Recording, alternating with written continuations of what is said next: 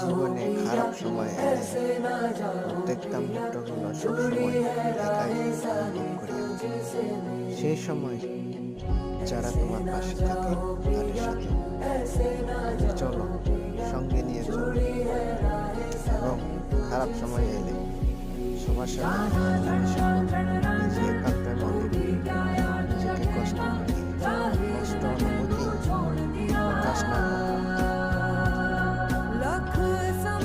নিজেকে একটু সামলে নাও, চিন্তা একটু করো। এটি একটি সেরা সুযোগ যখন তোমার খারাপ সময়। জীবনটা খুব ছোট মনে হয় যখন তোমার কাছে একটাই রাস্তা আছে, শেষ প্রান্তে। তো এই ছিল আমার ছোট একটি উপহার।